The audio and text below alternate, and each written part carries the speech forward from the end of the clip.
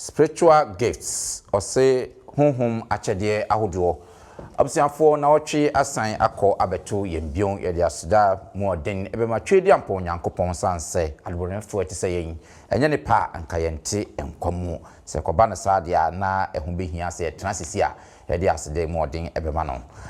sene ye hweyen addition kwota emu nyinara ye hwe first and second Corinthians Korinto medikan ene Korinto metoso mienu ye no adikan ye addition mako enum na atwumu no ye pese ne oye ne etoso ensia no so hwe atifi asam na ose honhom achede ahodo ye basisia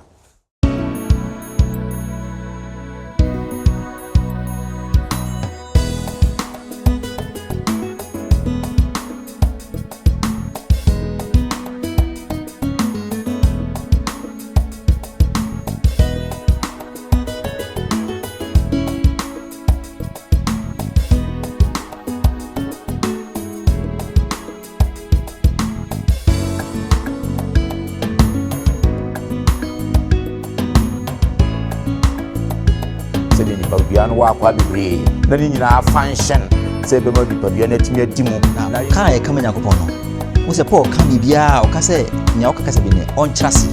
obi so wa ne de no se o chechiro nyame asenu ma nipa e ati gift no de amaye no nyame de amaye se ebeye adwuma aka ye nyina bom ana se ni nuani enti no enye no kura kura se meta ni nuanati abusiafo man share mo amutie ni mo amohwe ye besan amamo akwaba sonko kwan so na fensu ya da mo ase se de biara da mo fidie eda London Ghana memenda kwanhwefo seba school na fe chosemu empensempensemu se ne medi kan ekae no kotemu no ye hwe Korinto medi kan na fe Korinto etoso mienu na atwi mu no ye pese ne hwe adusua etoso ensia maboafo no aye krado enche bia meyi omo ede akyeremo balansa no me enkuti enwom free singing band for home rasisia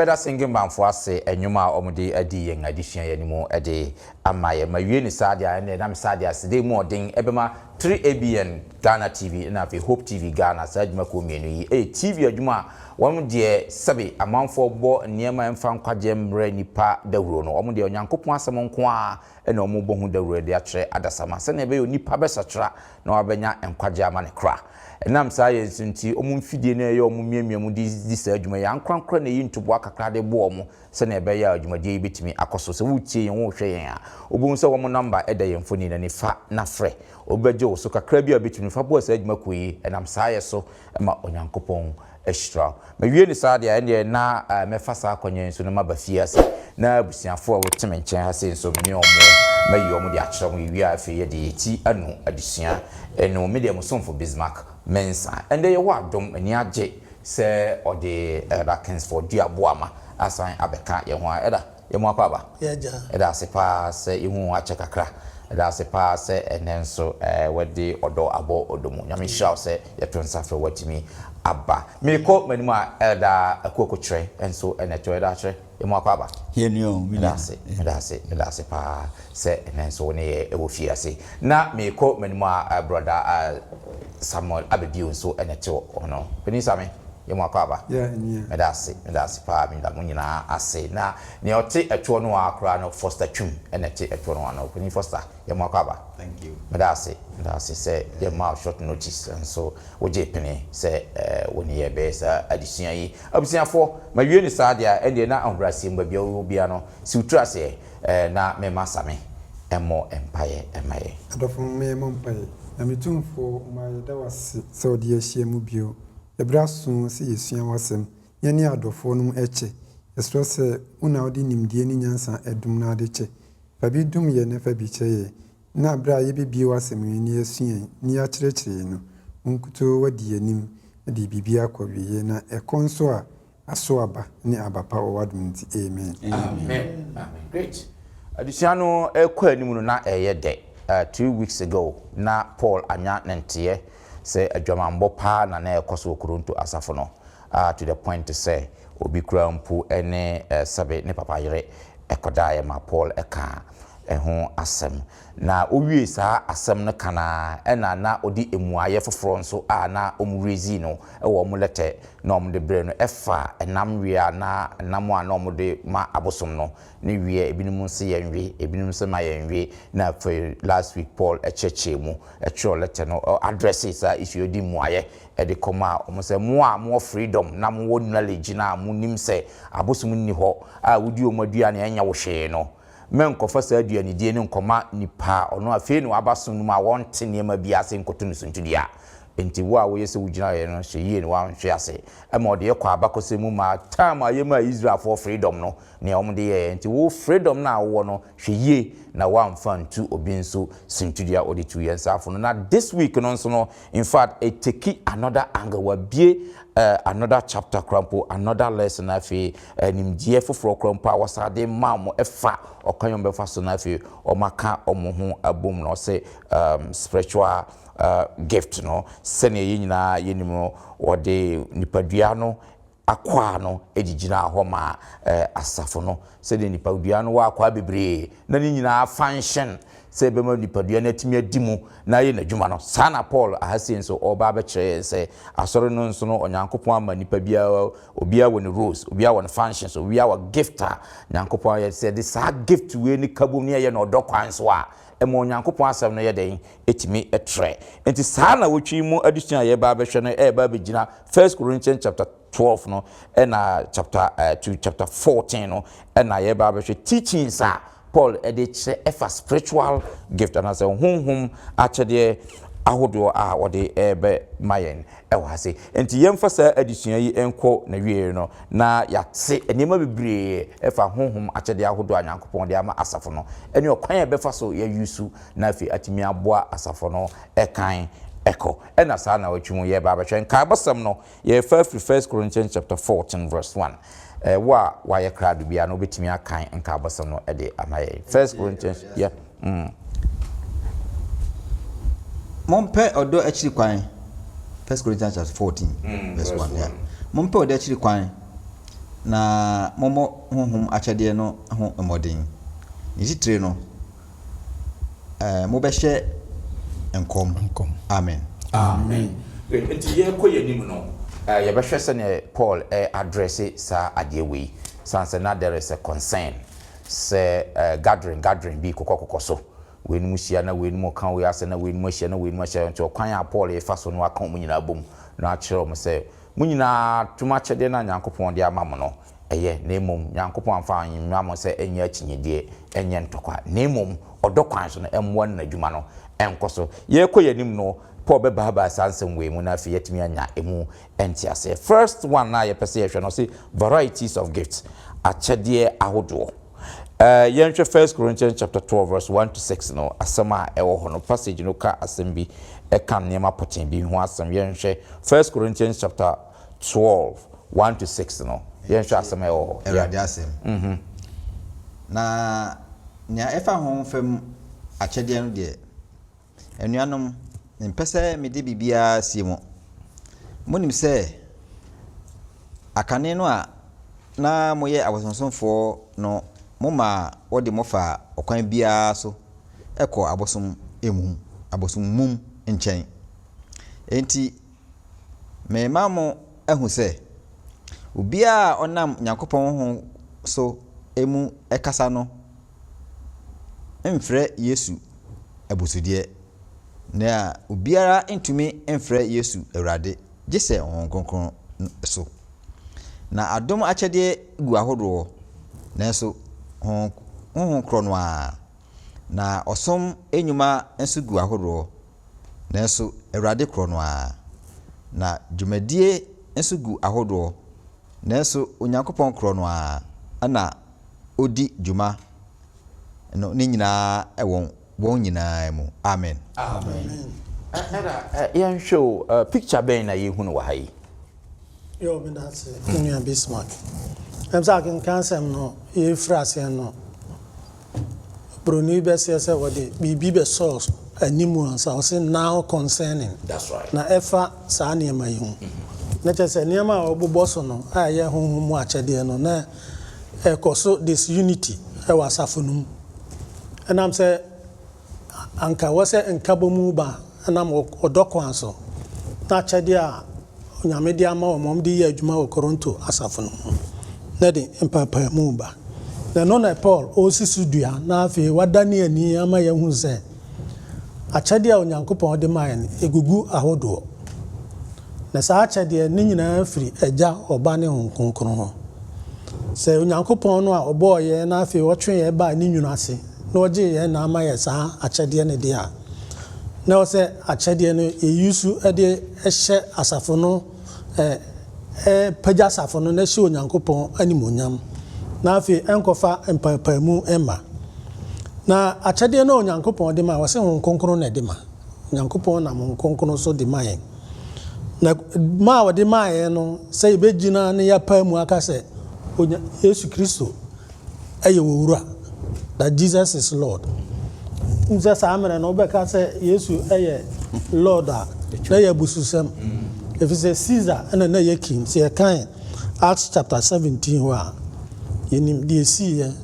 se umkoka ya Kristo ho nsem ebinum kofa nkrofo free krom se ye mefa wo mo na afi ye kototo wo mo ano enti honhom no dwumadie a edi kan pa se honhom no a onyame de amaye no se ye be pagya Kristo se one ye kra ne ya genkwa that Jesus is Lord na honhom no so Paul esa me ye te ase Kristo so me ye te ase se impo si ekọ otai mu ohaw mu ni abebrese mu no eye akyade afiri honkonkron no ema ye gina ema Kristo nti oka gidie ho asem gidie so eye spiritual gift a Onyankopɔn ede mayen na kenkansem no aye kan sesia no aye Korontofo ngoma edi kan etire ba akoko pimsia Paul eka niema miensa bi ho asem o ka se akyade honhom no ode amayen egumu ahodo na enso edi dwumadie miensa honhom no Onyame de mayen na afi ode amaye se yemfanya adwuma service or ministry na afei wɔde ama yɛde yɛ ministry no activity a ɛbɛfiri so aba no ɛno na ɛbɛkyerɛ sɛ onyankopɔn honhom no ɛna wɔde ama yɛn a ankorankora biara deɛ a wɔde yɛ no atumi ayɛ adwuma ayɛ sɛ wo ma introduction no woka nipadua akɔ ayi ebiara yɛ adwuma na ne nyinaa yɛ adwuma boa nipadua no because wotwa baako firi hɔ a ɛnyɛ yie body parts ni bi wɔ hɔ a yɛa na yɛ mmu yɛmfa sɛ yɛ toes yɛnka ho asɛm yɛka yɛn nsa yɛ ni yɛ ti yɛ nan by wo toes ɛwɔ yɛdwitwa sɛsi a wontumi nante nti ne nyinaa wɔ adwuma a onyankopɔn ɛde ama yɛ sɛ yɛnyɛ na honhom no aba ne nyinaa no ɛyɛ one giver a yɛ sɛdeɛ yɛaka no onyankopɔn na ɛde ama yɛ na mmom ɔnam saa akwaa mmiɛnsa yi so ɛna ɛkyerɛ yɛn diversity a ɛwɔ onyankopɔn anaasɛ variety a ahodoɔ a ɛwɔ mu dwumadi a yɛmfa nyɛ nti sɛ onyankopɔn de akyɛdeɛ wei ama yɛn a onyankopɔn no yɛ baako deɛ a na ɛni sɛ ɛde mpaapaemu ba sɛ yɛhwɛ tete no abakɔsɛm anaasɛ yɛtwi ani koraa kɔhwɛ yɛn man a yɛfiri mu a wɔn nim abosonsom ho nneɛma no wɔn a wɔsɛ honhom aba me so no wɔyɛ nneɛma bi a ɛmfata but nyɛ saa na onyankopɔn nhyehyɛ no ɛteɛ ɛma yɛn nti deɛ ɔpɛ sɛ ɔka ne sɛ honhom aba no anaasɛ gift no ɔde ama yɛn no nyame de ama yɛ sɛ ɛbɛyɛ adwuma aka yɛn nyinaa bom na afei yɛde aserve the community of believers ɔmfa ma me sɛ me nko ara me wɔ honhom akyɛdeɛ nti me na meyɛ superior to the other nti sɛ kɔba sɛ wosi nyankopɔn ama akyɛdeɛ sɛ yɛ teaching sɛ yɛ nnwomtoɔ sɛ yɛ hospitality na ade hoahoa ho na ade pagya ho a na kyerɛ sɛ nyɛ akyɛdeɛ onyame de ama wo ɛwɔ sɛ ɛyɛ selfless service a wode boa ma asafo no apagya ahyɛ onyankopɔn anim yo amen medase elda wayɛ adeɛ pa sɛ wabie yɛ adwene mu wɔ saa ɛkwan yi so onyankopɔn ɛnhyira ɛne na yɛntoa so sɛ unity through diversity anaasɛ nea ɛgu ahodoɔ mu baako yɛ yɛnhwɛ biribi wɔ 1 Corinthians chapter 12 no kan from 10 to 15 wa ka aten sɛ ɛda abobɔ so kakra ba yɛnhwɛ analogy na sɛ no ɔde body no yɛ analogy wɔ hase na fe yɛnhwɛ adesua betumi asu afiri mu 1 Corinthians chapter 12 no kan from 10 to 15 yɛnhwɛ adeɛ wɔ hɔ say obi nso ɔma no tumideɛ yɛ obi nso ɔma no nkɔmhyɛ obi nso ɔma no honhom ahodoɔ mu ehunumu obi nso ɔma no kasa ahodoɔ obi nso ɔma no kasa ahodoɔ nkyerɛseɛ na yɛnum nyinaa honhom korɔ no na ɔyɛ na ɔkyekyɛ ma wɔn maako sɛnea ɔpɛ na sɛnea nipadua yɛ baako na ɛwɔ akwaa bebree na akwaa yi nyinaa dɔɔso nanso ɛyɛ nipadua baako no sara na Kristo nso teɛ na yɛn nyinaa so Yudafo Hilafo nkoa o adehye o ɔbɔ yɛn asu honhom baako mu ɛma yɛbɛyɛ nipadua baako na wɔma yɛn nyinaa nom honhom baako na nipadua nso nyɛ akwaa baako na ɛyɛ bebree sɛ ɛnan ka sɛ menyɛ nsa nti menka nipadua no ho a na ɛnka nipadua no ho ana amen ɛtoa so ka saa ɔtoa so fa ɛsɛ wei ka sɛ meyɛ wei a na sɛ saa to nipadua no yɛ analogy saa from 10 no ɛde kɔ saa ɛkɔpem bɛyɛ 31 hɔ no nyinaa ɛda mame mbra wo so unity through diversity sɛne Paul kyerɛ mu wɔ 1 Corinthians chapter 12 yi ɛde bɛyɛ nyinaa no nti asɛ bɛɛ na ɔpɛ sɛ ɛnya no wɔ ha yi ɛyɛ interesting sɛ Paul di nipadua ɛyɛ demonstration ma yɛ na sɛ wɔde yɛ adesua kɛseɛ ma yɛ nipadua me nua ka sɛ yɛtwitwa wo nan nyinaa yɛtwitwa wo nan so ne nyinaa yɛtwa kokromoti no nko akora ntimi nante na makɔ nso hɛ bebree mu na menyɛ ni yare da na mani yɛ me ya ubisa me yira yɛde ka pa fira sɔre kofie ɛhɔ na mhu sɛ nipadua no ho ba bie hia na mani ni to me a na asa ba me kotodwe and me hu say say kotodwe so hu hia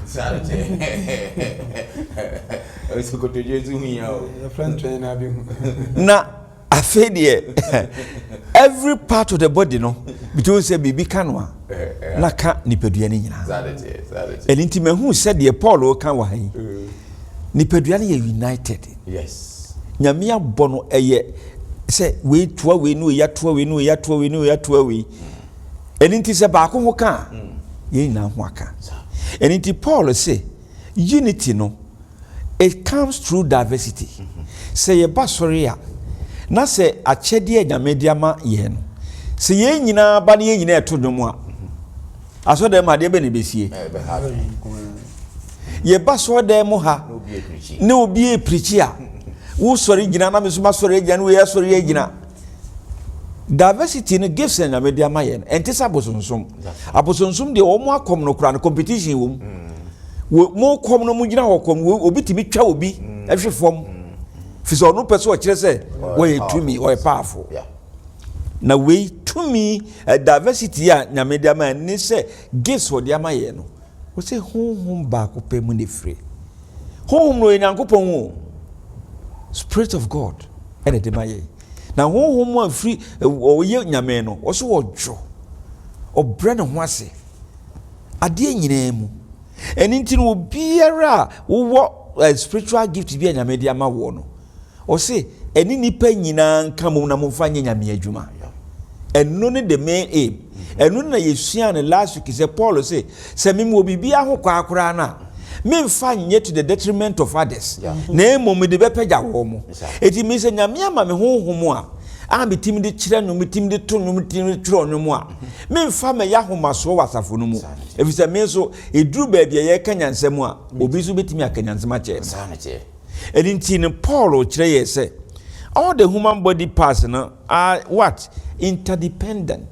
yes gifts and media ma ye ni nyina no ni nyina ye interdependent yes so ba so re ya no be ka secretary adwuma enye gift eye gift pa fi say asori niema nyina wo mo na ekita ni nyina tro eti say ye ba meeting ni yes secretary brabe ma report no ama report yi a edebe na esi asafo no mu enso nipa bebre mu say eye akyede a nyamedia ma binom interpretation obi be ka say o interpretation obi kan no wa kira say nanso gift no o kan ho say interpretation e kan ho speaking ne nipa nyina na ade ne be gina nipa no obetimi akasa nanso nipa na wontimi nkasa no amo me nua baako o Ghana service station pa wo ya die to the send say enso ono onim to eti visitation wo gise nye ehonhom ne de ma no eni nti no ense se ye bu bibia na mo Paul say gift bia honhom de ama wo onim die nti a wo de ama wo onim gidie ti a wo de ama wo onim adwuma a obetim de aye nti no de edey wo de ama wo nti emu obi de anim tia na emum fa wo de ani ye adwuma nti wo wie no say in other words no matter what the gift is if practiced wisely and with one love it is pleasant to the Lord. That's right. And in the here it in nyame de ode man say Paul kan say yenye bibia mfa hye onyame anuonyam no and so ko ayi 1 Corinthians 14:41 was in yenye bibia in order. That's right. Everything should be done in order. Enti eba we so bom paye na we ya tonum na we ya be preach na we be jeje correction na bi ubia wo ne de yemfa nye empagya ye nyina ni yemfa nye nyame adwuma ni de munti amen. I think say sometimes the problem here is there say yewo adwene bi say gift to be so same bi. That's it. That's the problem I am say asafo no yewo adwene bi say sabe obi a wo preach no e bia ne de no wo soro say obi agira gate a obi ba wo welcome no. So that say by say tim ye nya adwene bi say gift no nyina ye pe obi a de nsini bi na yan create unnecessary competition among ourselves for gifts no ho a oh we ya de sin we oh we de yan yisane mo na free mo no na sometimes every sane ma we oh na if say obi gift ye winning gift here take bia obon sam fa so de adwuma enwum to enti wobɛhu sɛ singing by groups mu koraa no na competition wo mu obiara pɛ sɛ ɔyɛ leader obiara pɛ sɛ megyina hɔ na mebi tita ne ehu sɛ mea saa deɛ no sɛ anhwɛ ne yie a that spirit no efiri bonsam firi soro wɔse no ɔyɛ angelic choir no wɔn leader o hwɛ ahamaso ɛbaa no mu office wo che wo bia no we said na hwe fo right o say I said the body no fat ho no o say ni nyina obia wo no djumadi na contribute to the body the growth of the body so enti o hwe body ni so a ebi di djuma pa a e show mi hu say oh ensa timi nine etimi mu ni nyina so ni so talent pedua no but entimi ehu a ena betimi twin baby o hwe internal organs no so a edi djuma bebre yes but ye hu so eno na sesa asafo no ye hu say enema obi wo a odi djuma ye hu but o show off to say interpretation ne kasa ne ade no ye edi bia ye hu eno to ye hu but enema kitikiti bia obi obepra you don't see him or her but or you dijuma na boa some of the growth of the church sanity because obeba na so ye sisi bibia ye de hwan na be ye sa adwuma no enti oba na what take you off sani pa kono be ye adwuma wan hunu no wadwene so ndi oni achege that's the problem that's the problem boa ema ina say honhunu yakopon e de man ya we don't regard the value all those people at all as I say ye boa na de o ye no na obi so ye no we respect it na ni nyina akoso abanya kopa djuma no amen medam wase waya de abusiafo na ye kanosebe apata hu se okore tu a emane haw sanse hu se basu dware a ono nso ne wontimi ndware sa na ties na me ache obia ne o se oye ma yen create unnecessary competition among ourselves ni obia ye no na me na dia ma na se onye mpem ba bia wode apem no obi nso beto aso afiri ho eno nche se obi chen obia ye pepepe obia gift hu hia se ne nipa bia no se na dade example na nani na ha no na chi no obi hu se sa kotodwe nso ni ho a ha dwen so sa na ni nyina akwa ye nto aso na fe yenko yenim ase so o se a more excellent way and ase okwan a eye chen bibiara well and also me pese ye hwe akenkan se mienu ba ko eye 1 Corinthians chapter 13 no yen come from 1 to 4 na fe second one is 1 Peter chapter 4 8 to 11 no yen hwe sa akenkan se mienu infant to ho na fe yen hwe rule of love efa spiritual gift way jumadi a odo edi efa spiritual gift way ho 1 Corinthians chapter 13 no 1 to 4 no yen hwe asema wo o se semede nipa ni abofo techema ekasa na menu do a na mitise yawa ejije ana akasa a ewoso na semewo adiye asenka na minim ehuntasem enyina ne nimdie nyina na mewo gidie nyina ma mitutu mepo na menido a mensehwe ase me pray mahodie nyina mema ehiafo na mede me nipadua mema se wonhye na menido a minya ho emfaso bia odo wo abojekere me yemye odo nya ahoya odo enye ahokere emema ne ho so amen great na fi Peter 1 Peter chapter 4 8 to 11 nso 8 to 11 na ni titire no monfa odo a emu odin eno do mo if you say odo kata boni pi so amen good ma mimbisa same yenhwese akikanse mienu odo ni jumadi edi efa spiritual gift we ho anything that's minya Bismarck ne atifo nyina yetwa eda tire edie ne so no mienhwe se ahunse nipadua na akwa ni nyina ehu hia na odi atoto spiritual gift ho etire se nia obi atimi ye bia no ehu hia na enum no osade abeto aso se ekwa bi ho nso a eye chen bibiara etire se metimi awo spiritual gift a mede tonwum na mamamfo nyina kanfo mes asimesi ni de pa we de nka no could chorus no so na nto a ya na enkoye obi nso bɛgyina anim hɔ no wɔkyerɛkyerɛ sɛ school mu anaasɛ ɔyɛ teachings bi a ɔtumi sɛ ɔyɛ adeɛ paa obi nso wei deɛ yɛ ana ɔno na mepɛ no ade kyerɛ wo kyɛ sɛ yɛbɛkeka ne nyinaa ama no akɔsi deɛ ni a ɔsɛ still more excellent way no ɛne sɛ ɔsɛ sɛ ne yɛbɛyɛ nyinaa no ne sɛ ɔdɔ ne mu a nkɔ baabiara ɛnsɛ hwee te sɛ yɛawa a ɛwo so te sɛ akasaa nti no ɔbemfoɔ bi kaa sɛ ɔsɛ love is not one gift among many ɔsɛ ɔdɔ ɛnyɛ sɛ ɛyɛ baako a ɛka bebree no ho it is the means through which all the gifts reach their ultimate purpose. That's right. Nti ni sɛ ɛno no ni hɔ a gift yɛ aka ne nyinaa no ɛnsi baabi a ne nyinaa ankɔ on love. Nti no obi people say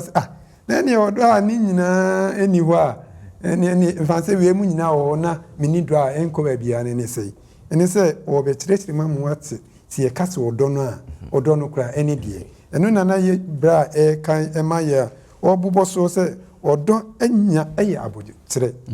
kyɛ sɛ ɛnyɛ ahoɔyɛ a abodwokyerɛ ɛkwae bɛɛ so ebia na biribi asi nea obi na ɛka no asɛm wɔ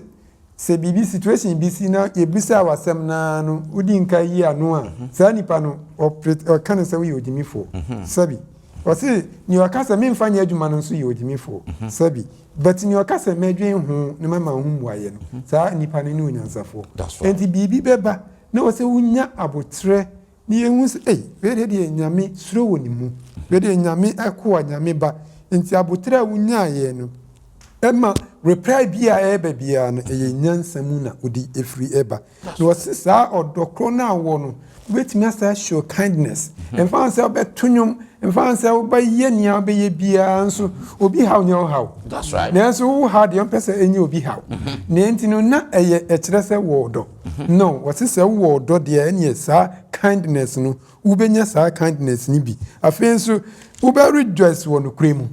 enti sɛ woba sɔre na sɛ ebi a nominating ɛde biribi anaasɛ board ɛde biribi bɛ present asafo no mu ne ɛbɛto so aba a ɛnam sɛ wo rejoice in the truth ne nti no wonka sɛ me nua ni anaasɛ me nua ni nti no ɛnyɛ nokorɛ koraa sɛ metaa me nua no akyi that time no na one show love because nokorɛ no da hɔ no wɔsɛ rejoice in the truth nti sɛ wontumi ɛne nokorɛ no ɛnante a na kyerɛ sɛ wonyɛ ɔdɔkan ankasa ɛna wode ɛyɛ anwum ɛna wɔse saa ɔdɔkorɔ no a nso no wɔse he hopes for all things and endures all things. That's right. Because situation bi wɔ hɔ a wobɛwura mu a anhwɛ a na kasa bi ɛbɛba ɛsɛmɛs kyare woyare na wotenatena ho na ɛzi mpaeɛ bɛ na ɔmo bɔbɔ a bɛma ho atɔ nanso no ebi nipa na apɔ na ɔde brɛ wo no na yɛ apɔfin enti no wɔma wontumi ɛsase patient dio situation na wɔm no hu sɛ ɛyɛ nyame na ade ho ato no so na wakɔ saa condition na saa nyame korɔ no abɛtumi ayi wafiri mu enti wɔn sɛ no ɔde biribi abɛhyɛ wo tirim na wo ho aprew na wokɔpɛ mmoa afiri baabi kae sɛ ɛnyɛ nyame ɛkwae so no na ɛnyɛ ɔdɔ ɛpaa nso no na ne ɔde ka ho sɛ ɔse nea ɔdɔ ɛnyɛ ahoɔyɛ a sɛdeɛ ɛda kyerɛ kan yɛn wosi woyɛ ɔkwanhwɛni wosi woyɛ kristoni nanso wonua gift a nyame de ama na ɔde yɛ adwuma no na wogyere so wonua abɔ ne ho mmɔden ayɛ adwuma no watumi ayɛ biribi no na wode okeka nsɛm ho bia de gu so sɛ ne sika no kora sika fi na adwuma a ɔyɛ no koraa kyɛ sɛ ɛnam sɛ anyɛ wo deɛ no nti no kyɛ sɛ wogyere so na wokeka nea ɛnimu nyinaa afei nso wɔ se ɔdɔ does not boast kyɛ sɛ ɛnhyehye ne ho kyɛ sɛ wonkɔ na anim de wonkɔ na kyɛ sɛ wokasa yɛntie wɔ nti obi deɛ a ɔyɛ ndeɛ ɛnyɛ me program nti let me go outside me program baa no maba no wɔse sɛ woyɛ saa no a wonua kyɛ sɛ nea wɔyɛ no a wɔde bosu no ne kama bɛka ho anka ɛsɛ yɛ ɛnwom no sɛ wo sɛ agye agu ɔhu sɛ koros no ɔtoyɛ wɔ anto ne yie na nkɛ ɔsɛ ɔmde twɛɛ me kyɛ sɛ what boastfulness nyame na ɛde ama wo obetimi asa agye afiri nti sɛ wo ɔdɔ na sɛ ɔdɔ no yɛ kan pa na obi yɛ adeɛ ne nkɔ yɛ kura na wo firi ma nipa ne sɛ adan na ɛyɛ saa na ɔde mpa yɛ kura ɛɛtaa n'akyi obi mountain pop sɛ wo beprikyi a na wɔ hɔ na wo bɔ mpa yɛ ɛde ɛɛtaa n'akyi afei nso ɔdɔ so ɔdɔ ɛnyɛ arrogance yɛ sɛ ahomasoɔ ɛno na ya ne tore bi a ya na nipa no ya ne ye hu no ya na ya se bibia a wutimi ye bia no ye wa hoɔden wa knowledge wa nimdie bi na wa kwa bet enye saa osise wo dɔ a saa ahomaso no wobɛbrɛ wo ho ase ɛwɔ sɛ mpanimfoɔ no mu sɛ nkura wo mema wo ho so adeɛ a ɛnsɛ sɛ woyɛ bia no wɔse ɔnsa ɛnyɛ kyɛ sɛ ne ho nia ɛnsɛ ne ɛmfata na wɔsa ɛsiki ni ɔnsa nhwehwɛ nia ɛyɛ ɔno nko ane deɛ ɛmɛ bia amfa mfikyire amfa ambɛyɛ wo deɛ aneɛ deɛ ɛnyɛ yɛ ɛnyɛ wo na wobɛdi anim no deɛ deɛ wo ɛnyɛ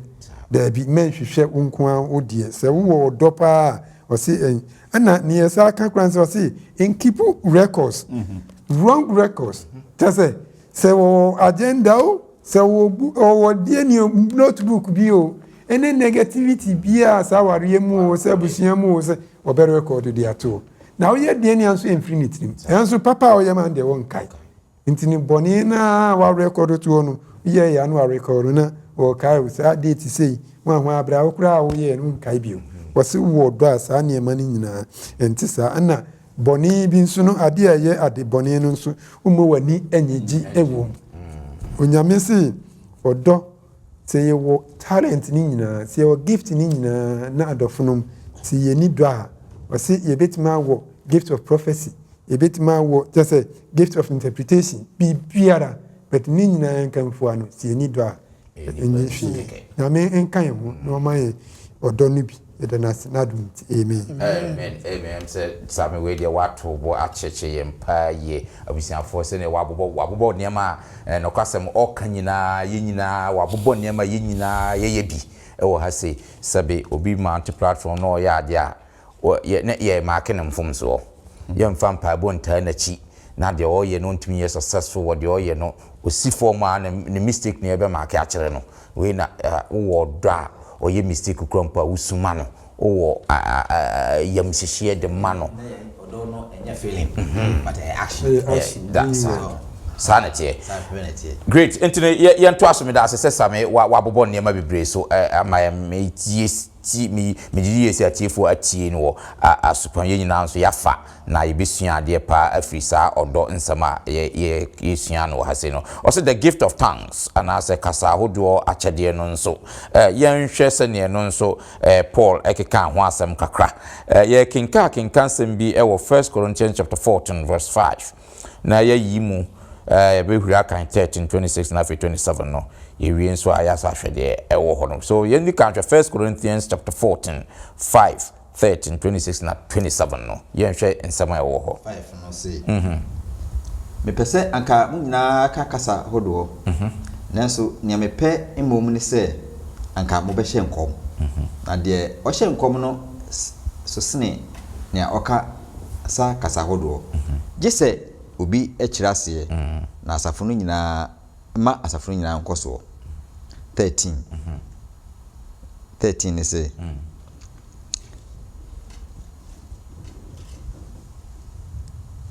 enti nea ɔkasa kasa bie no ɔmɔ mpaeɛ sɛ obetumi akyerɛ aseɛ then 26 say na afei ɛdeɛn anuanom sɛ mo hyia mu a mo bi ɛwɔ dwom obi wɔ nkyerɛkyerɛ obi wɔ kasa bi obi wɔ adiye anaa obi wɔ nkyerɛaseɛ moma ne nyinaa ɛnyɛ nea ɛma nkɔsoɔ and then 27 sɛ obi kasa bi a ma no nye onipa baanu atra so baasa na wonka no maako na obi na nipa baako enkyerase amen okay you found someone the emphasis here on tongues na asama kasa hodo no ho asama o kan wa ha yenhwe adusua be na opese odema yen wa ha in terms of kasa hodo a yaka ho asama ka ho asama very controversial yes subject yes enti ye ka ahoma chede disa kasa hodo yi so one of ahoma chede yeah that's right na emakwa nyame arodema senia body no ejumadi no Nyankopon na abo se de be ya ni nyina ba ejuma together amaye it is ana ho akasa fodo no so no ebo etie na ehyiase wo emse ax bra asuafo no hia ye bompaye na honkoko no be hye omoma omotimi di kan nyamsem a na won ana ntikasa no hu se na de na yete omunye ifo na yeso yete omkasa ibi sana sese di juma na boa manyama juma ekoso na ana yehu ni se Paul ka say so bi ka kasa bi a okama Nyankopon. That is where the controversial starts. Na kan ye kama Nyankopon no wo se Paul ka bibia o ka say ne o ka kasa bi ne on chase ana je kan sisi a say ye ka kasa bi a okay pacho kama ye kan 14:23 no emaye 14:23 ase na se asafu mu no behia faako na won nyina kasa hodo na won a wonnim anase won a wonnyie ba mu a orenka se mabobo damana isa unknown tongue no se yam se nyina kasa baako menim bia mente frafra no kan gbegbegbu a mehwe ni din mente ase so enti kasa na yeka no enye kasa bia ni wiase wo kasa bia nyame de pese odi bo adwuma no odi amayen se yen tiase na mfa nye na adwuma ndi kasa bi na se won tiase a eje se yes enti emwa amanyankopɔ adwuma ne koso enti yehu bebre se yebeka na se won tiase a enye sa kasa na wo kama nyame no ɔte wo kasa na wo ka no enti ese wo ka wo kasa na eche Nyankopɔn kasa na wo ka brrrte Nyankopɔn onti de kan sebe ifra bosom start ifra honfui ana ye sa ne man nyina enuti no nia enipa ntiase no Nyankopɔn wo so ka se wo beka kasa ene mum enkomhye kra esosen kasa yes because meaning is enkomhye no nyame ma nkomhye a o kira se kire obi na obi so interpret e dia mai in the case of Belshazzar na otro wo no say yes many taka fasting yes na wantiase because unknown to Belshazzar Daniel bompaye no Nyankopɔn yi kire no and therefore enye known yes enye unknown that's right nti otimi kire ase den e kire yeah mbo kadineza edaye no so or the interpretation no efa daye no efa sorry or the incommission no efa dream ana Daniel e kire ase ma no yeah nti say incommission no dream no I be known to Nebuchadnezzar right. and therefore and Daniel as well sapepe na etie enti dwumadi a yedi wo asafo no nyina no obeka kasa bia ese wo kirase eno ana Paul epese yehu eno na asuafo no eso ehye ase na bra na omone nkrofo ahye ho no enti omkasa no nyame ma nso akasa na omo etiase na omka nkrofo no beti ampa so nkrofo no etie ne boa ma Nyankopɔn adwuma ne koso enye kasa bia eni wiase na oso kura wa ka no won tiase na bede Nyankopɔn so atiase no ana adisua no Paul epese kire na me moye da amen me da se pa first why are there prophecy na wo ka ho asem no ya na enkrofo gidi se obi otimi etele some from the future otimi ka future sem but prophecy adodo na no na omu nya ne nya vision na emum de na omu yense omu timi kire wo nyame asem no mu tie ka so obi ye prophet ya that's far so obi timi ehunu vision no obi so ho ane de ne se o kire o nyame asem no ma nipa ya dai atiase that's right that is one of the qualities of a prophet great Adusiano so e kan mu baby so say the gift of tongue in 1 Corinthians is most likely the spirit granted ability to speak in foreign languages. And it could be said ya na interesting go na sorry obi aba no o kan Spanish no mo abe frame say sami ko tran in chain na ne ye kan e kire ni mu on say ntino o si near 1 Corinthians e kan that part is can be a foreign language because kasa na ye who Spain now can English ya ne want no say ada na kasa no content tem sa ana free ba hanso no no so be brofu mu say ada na musumu kasa no content tem sa because on tiase ntia na sumu nya no say I say foreign language ya and whatever the subject na yes say Paul deal with kasa e wo wiase a wo ka e wo say obi na also obi nyantiase yo madam ase ye nto aso say na edi kanka no subject a ho esopa yi but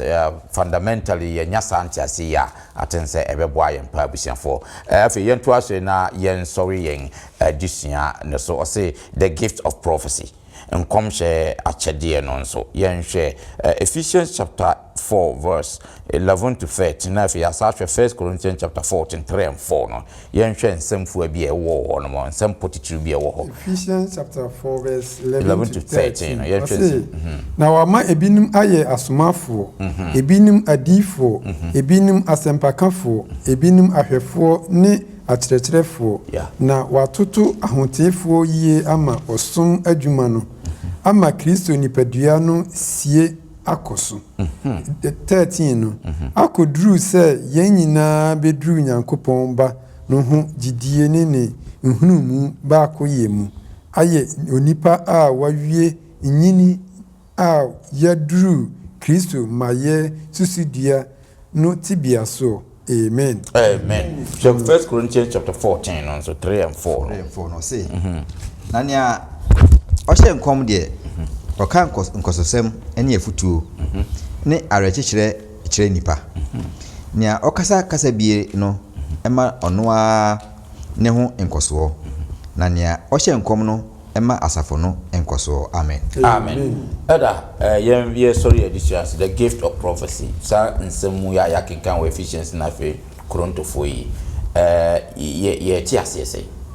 Yo me da siminua. Se kan Paul gomaya Korinto ni Ephesians yakinkan yi. Paul ya oka prophecy ho asem bebre. Na ya yen ti aseye mu no. Yete prophecy a na chese awose obi a o hyenkom a daachi bi ebesi da bia no sa na ya adwen eko ti we a prophet nti otimika daachi mu nsem banya sa na Paul o kire nya daachi mu nsem kwa enensem mu soso awose o kire enu nti na Paul ka se akyede no sa obeka kasa hodo no prophecy no eye ade a ehuhia. If you say no na can't sem no ne na afi edi atretre yan. Prophecy ni dwumadi edin say it edifies. And afi ema exhortation e hye nkuran na afi ema ye awrekyekere comfort. Yakopon asem no a ode bema ye ne no. Eno na ebema ye nya ahoden o prophesy ene de ebesi. Ene de nyame asem no a ebeba ho no. Ba ya ne adwen no akosi say oh ye daache. Ene duru ba bi kura no a ya adwen akoye se prophecy no atwam apostolic time no Nyankopon ma omoka anisuade hunu nsem ene kasa hodo ne de keka ho but enemere mu no ade a ekoso a Nyankopon nam na adom so ede kyerɛkyerɛ nse kan Acts chapter 15:32 ho a mepɛse ye be kan ho ne ahwɛ se tetemire no mu Old Testament time no na prophets no muka eyi anisuade hunu daachi mu nsem a yenhwe ya kan homan na Yuda ene Silas a won so ye adifo no de nsempi to enuanum efo na wo hye wondin and the gift of prophecy no edma ya futuo esa ehye yendin ntinya esa nkonshe a daachi bi ebesi nko a eno beka ho but the most important thing is say ema ya futuo enemre mu ama ya anya adwen sakra na afi ya nante what is saying Onyankopon kwan a opese wode ema ya no anase ne nkyerɛkyerɛ no yetimi ede afaso na Paul nkasa yem no omaye enoma bi a so bi se owo saa akyɛde no a enoma e wo se esi die hunu se owo saa akyɛde no die di kan no e wo se ensem no a wo kan unconditionally no e wo se ebam enya se obeka sam se oh say ni say besi na ebi ase there's asem no awoka no we are predicating on some condition unim dia awoka no on the condition and asem no so awoka no e wo say ne adifo a omo atwam ko no omo sem no eye pepepe ndiza wo hya nkomo a e wo say ne twerɛsɛm no eko nya de ne twerɛsɛm no ebo ebra de to so no say e wo ye dada asetena mu no I was the gift of prophecy. I was when you know, actually, on your media, I would cancel. I was reflected in our daily lives. Now, I reflected said, your commitment to God, no, a bed, Yahu or dinner at Timia kind. I know that you are saying, I can cancel my kind, Judas, nay, Silas, no, or more, yeah, one more two or more four. Now, a man or more in Kenya. And at the also. Yesu me yehunu se obiara a wose me wo nkom hye achede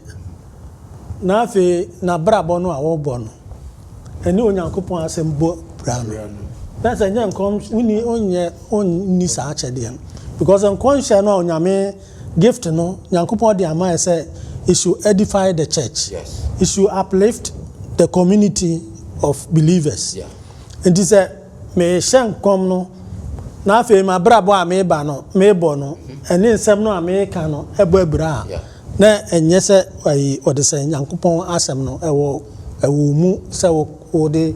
hye san kom no ye ba ya asafo mu yi mu a enso Nyankopon ma ye achede soronko enam na Fran Ellen White nsem a wo ka ye ya me yi kire no na wo choro di gu ho ma ye no enemere mu kan a utimu se de wo kan ni nyina esi maako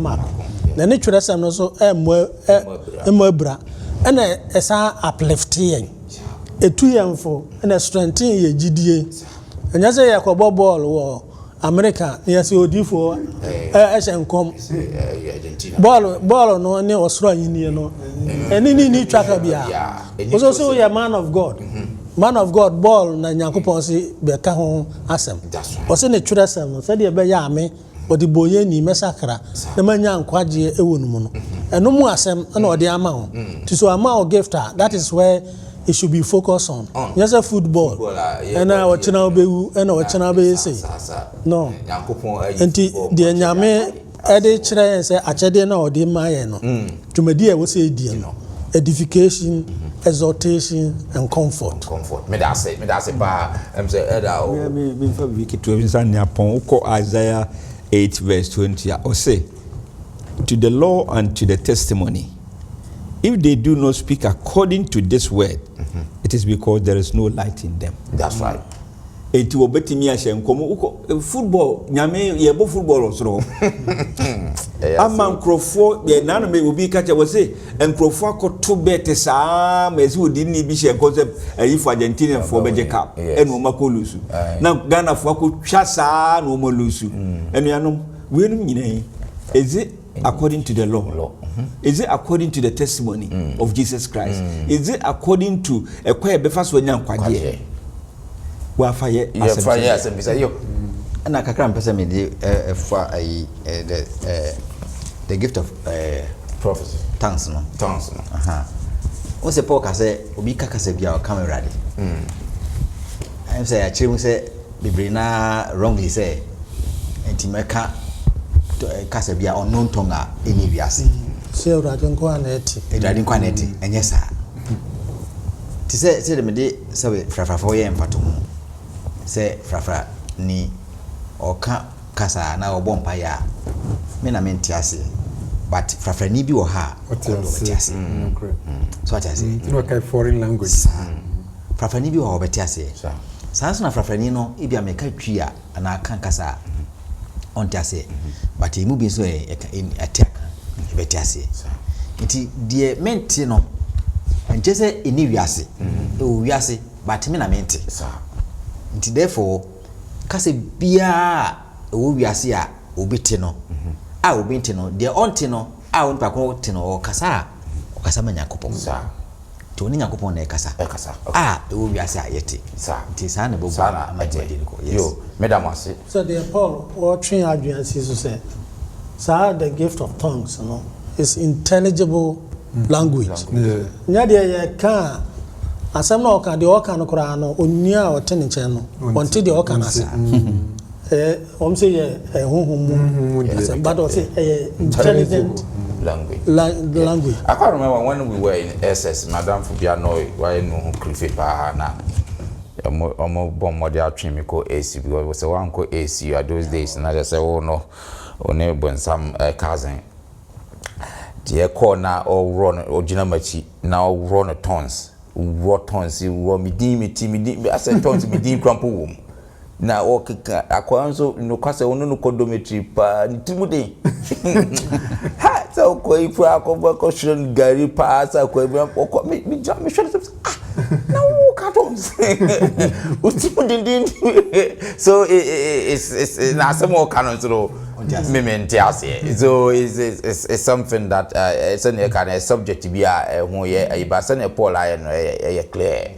ewo has say nyakasa obintiase kasa obitiase se me na mentiase kra kasa exist wo kan obi otisa kasa betimi at no akere masese say na opese o kan ana say nsema wo kan abusiafo ase ne de sa adusua no so besinti hu Senior Paul addressed the issue of achede ahodo a onyankopon ade ama yen ma yen create unnecessary competition among ourselves in terms of the gifts onyankopon ade ama di onyankopon di ama obia no ene no di adwuma oyonko sori na so oye bibia bompaye ma no na ontumi mfa no gift no emfanya adwuma but ne chance wo kra ne say o say gift ni nyina anchor into love nti ubetumi aye wi asinye manyina na perfect ye bebo nsema ma obenya amen kese but don't nim say friends say wuni abochere wuni patience wuni kindness jealousy wo mu wati sanye ma no nyina no o say wo yes na gift na wo ye nyina na akwa say yawa na say nkasa bi ye dede kwa nti odo ene mani nyina etimi edimo afutu a Paul adema ye de adusua we ebisa next week adusua no so ye de etoso enso say a portrait of love and so odo asamo and so de bebro si utra say na fema eda shiraso emaye mi mumpaye ye nyankopon ne ewrade ye ne je se wafre ye se yeso ye meye wadwuma no bi de yabeku kiregu apawa so ye me sense japamane nkoye wadwuma no se de wo hwese eyara ye betra se ye sro se fa winhira no wadom no dom ye de bring nyina ye nya hoden de aba me de atiefo so hye wonsa se japa obi obetune in etie ye nsem a ye de egu apawa so yi ma enye sakraye kese ma no no nti wo nyame ase na fe wonfa anigye mra wo dom no odono mu na nkwaje ye nyina de a me so se koso na hira ye koso na bodwuma hu bai koso ma no koso boye na nkoso enche se de hu ni nei na ye nim akradodo e betimi agye yesi akodu ahemem ho yesro bodi fefri fa ye ne wo pemre di na di suensu ba na wieye ka ye hu abre nyina na sisi ya kwai ne anamo na yankoye ne entene wo mra ye kirekire e wo Kristo si di mu nti open ne wo da amen.